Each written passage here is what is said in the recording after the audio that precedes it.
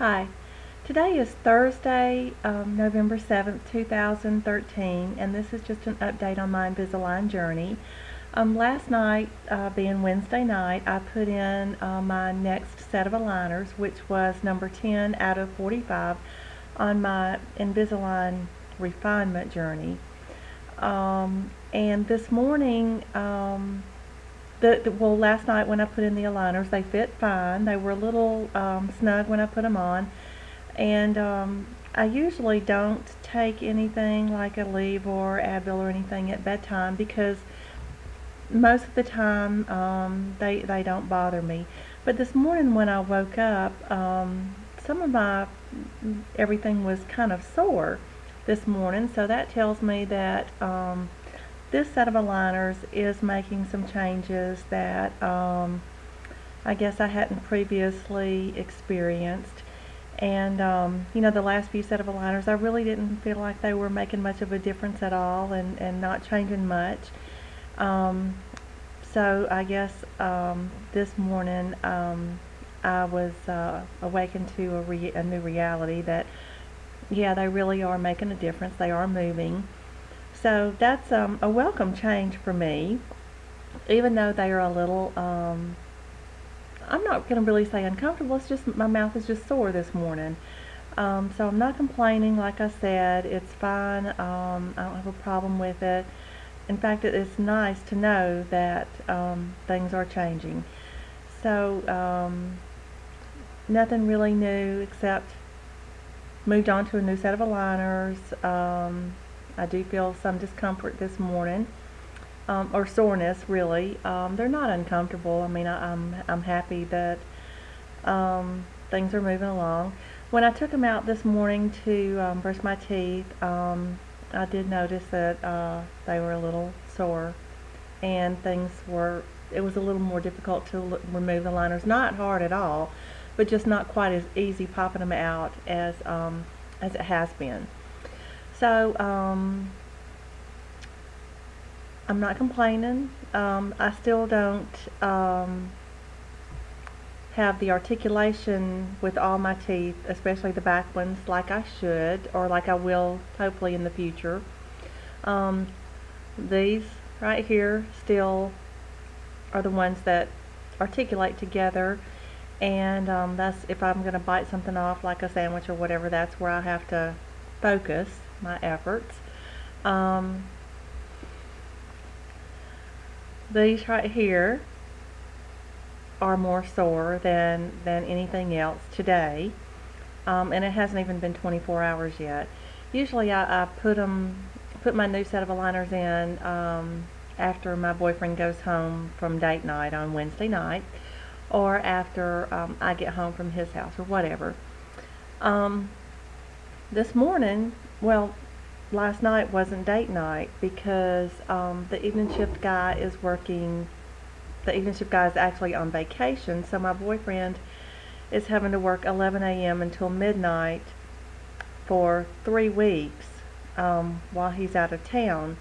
Then when he gets back, the night shift guy is going to take off the week of Thanksgiving, so my boyfriend will be working 3 a.m. until 4 p.m. That sucks. I don't get to see much of him. I talk to him every day, which is nice, and we have a way that we can chat with each other, video chat. So I get to see him, but I don't really get to touch him. It's not the same at all. But it's better than nothing, and I'm thankful for whatever ways of communicating we have with each other. And I know that in only 56 days, I'll get to see a lot more of him because he'll be retiring, and I'm counting the days down. I'm really looking forward to getting to spend a lot more time with him, and it's tough not getting to see him though when I want to. Veterans Day is coming up on Monday, the 11th, is when everybody recognizes the holiday. The real holiday is the 12th, but The 11th is when it's observed in our country, and hopefully I'll get to see him then. The mine is supposed to be, the workers are supposed to be off, but the long wall is supposed to cut out, and it's really not cutting out. It's not on schedule, so they're going to really try to get everybody that they can to work the weekend, which Saturday is supposed to be an optional day. Sunday, he's supposed to be off, and Monday they're supposed to be off for the holiday, but he says they haven't asked him to work that Saturday, Sunday, and Monday yet, but if I were a betting woman, which I'm not, I would bet that they'll ask him to work all 3 of those days, and I won't get to see him. So I hope that they don't. I know that they will, and we'll see what he says.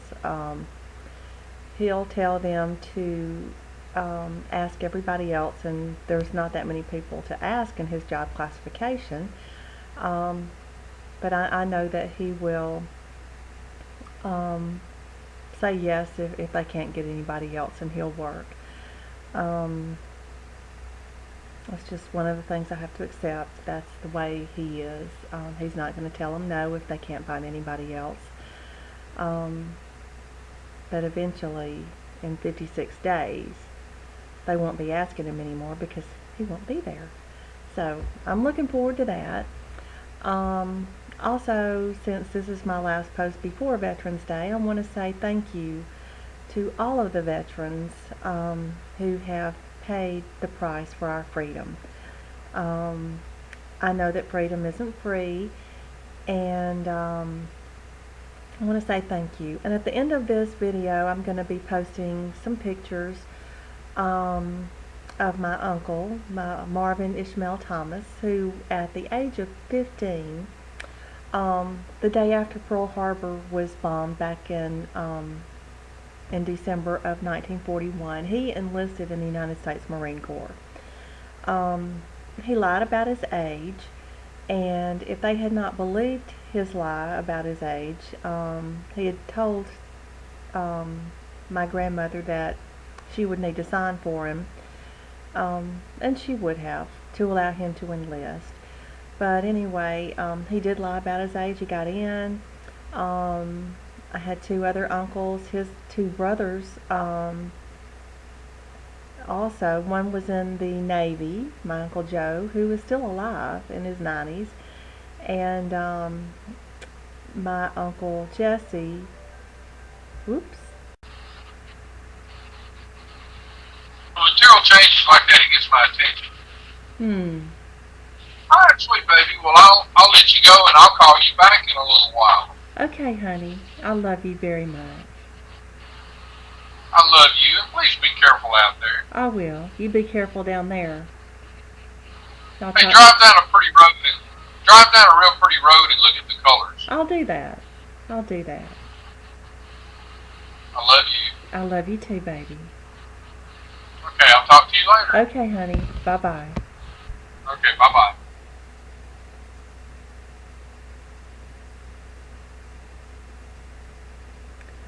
Well, I was interrupted, but in a good way, by my boyfriend, who called me from 2,000 feet underground inside the mine, and that's always a treat. We've figured out, or he figured out, how to tango, which is video chatting, while he's inside the mine, and I just think that's fantastic because I get to talk to him.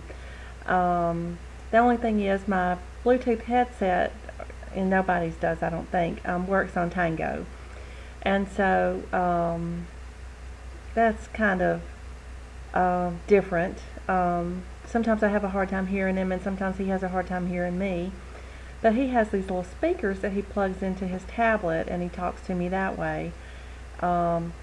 He can hear me a lot better, and I'm gonna need to dig my speakers out. I'm not sure exactly where they are, but I'm gonna do that, and and I'll be able to hear him a lot better as well. The only thing with Tango is if you're video chatting and it, you move around a lot, you have to hold it up in front of you so that he can see me and I can see him. And if you move too fast, it distorts everything. And so I kind of have to sit in one place. And usually when I'm talking to him on the phone, I'm just up moving around doing things, and so I'm not really used to that. Anyway, that's what interrupted my making of this video a few minutes ago was my sweetheart calling me from 2,000 feet underground inside a coal mine, which is not supposed to be able to happen, but he makes it happen. Anyway, as I was saying before he called, I was just thanking the veterans and talking about my Uncle Marvin, who at the age of 15, on the day after Pearl Harbor was bombed, he joined the United States Marine Corps, lied about his age, and if they had not believed him,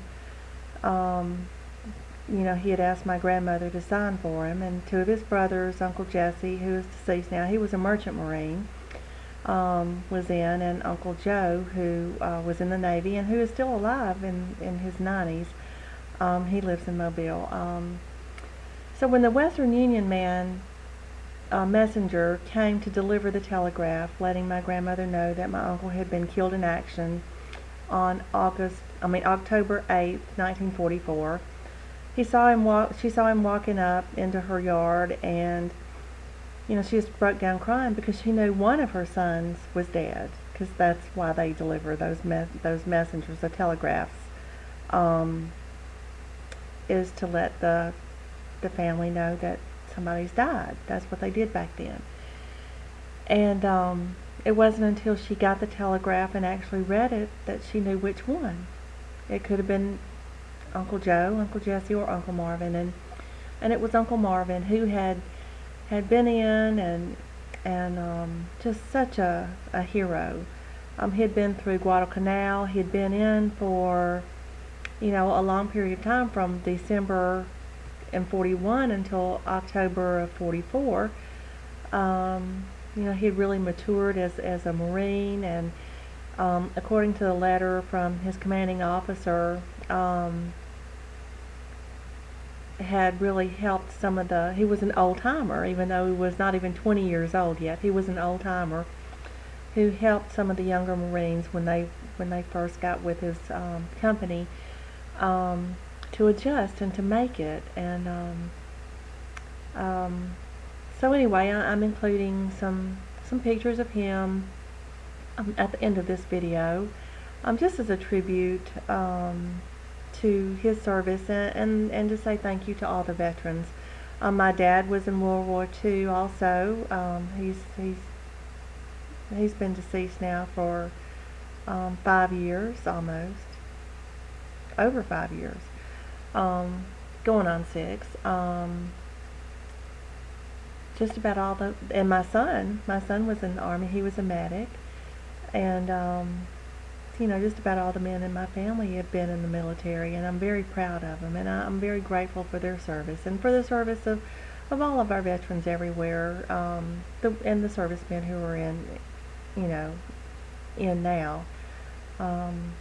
Freedom isn't free, and we have a great debt to pay. And I'm very thankful for all of them. So anyway, this is just an update, and kind of digressed a lot, but I will post this now, and I will see you again next week. Until then, bye.